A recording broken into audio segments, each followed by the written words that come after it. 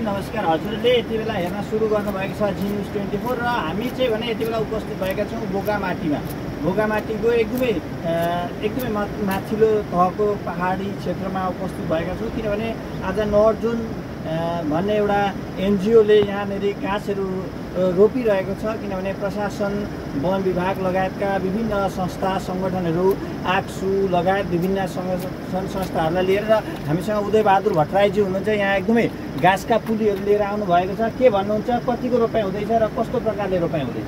लगभग 3000 को आइटेम थियो आज गाछका पुली रोप्ने भनेर, तर हामीहरू आज असक्षम भयौँ। किनकि अब यतिमध्ये यो बाढले गर्दा, बानपानीले गर्दा, ओराको जुन बानपानीले गर्दा हामी खोलो तर्न सकिएन। नसक्दाखेरि लगभग हामीले 1500 पुलीको चाहिँ हामीले टार्गेट लिएका छौँ। यतिमध्ये हामीले नभएको पनि 700 देखि माथि पुली रोपिसकेका छौँ र अब लगभग 800 पुली जति छन्। अब यी 800 पुलीहरू पनि हामी लगभग रोप्ने तयारीमा गरिरहेका छौँ र साथीहरूले यी पुलीहरू लिएर गइरहेका छन्। र अन्तमा म यही भन्न चाहन्छु, किनकि हामीहरूले तीर्थव्रत नगर्दा पनि हुन्छ र यदि हामीले एउटा गाछ यदि दिनमा यदि एउटा गाछ गरेर हामीले रोप्न सक्यौँ भने तीर्थव्रत नगर्दा पनि हुन्छ, दान धर्म दक्षिणा नगर्दा पनि हुन्छ। र यो गाछका पुली रोप्यो भने हामीले तीर्थव्रत गरे जतिकै हुन्छ।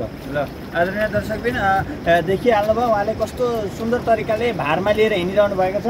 र यी गाछका पुलीहरू हर्राका गाछ लगायतका औटेङ्गाका गाछ। र हामीसँग हुनुहुन्छ मोहन भट्टराईजी हुनुहुन्छ, एपिसीको प्रेसिडेन्ट, तामुलपुर जिल्ला समिति इलिफेन्ट प्रोटेक्सन कमिटीको सभापतिको जस्तो दायित्व निभाइरहनु भएको छ।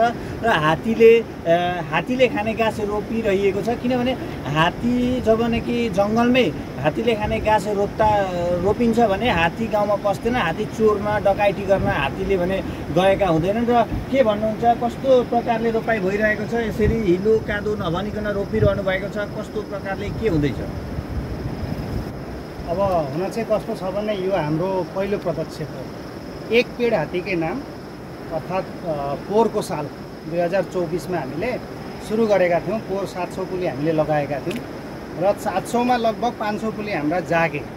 त्यो पनि कसरी भने पोहोर एउटा हामीले सोचेका थियौँ जे हात्ती गाउँमा किन पस्छन् भन्दाखेरि त हात्ती खानकै लागि पस्छन्, र हात्ती खानको लागि जब पस्छन् भने हात्ती बस्ने ठाउँमा यदि खाने खाद्य यदि हामीले दियौँ भने हात्ती गाउँमा पस्दैनन्।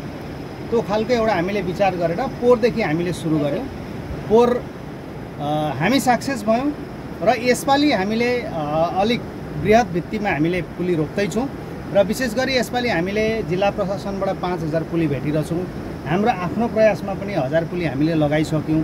लगभग हामी यो वर्षमा 10000 पुली रोपेर हात्तीले खाने जुन हात्ती बस्ने ठाउँमा हात्तीले खाने पुली लगाए पछाडि हात्ती गाउँमा पस्दैनन्, यो विचारधारा लिएर हामीले अघि बढ्दैछौँ।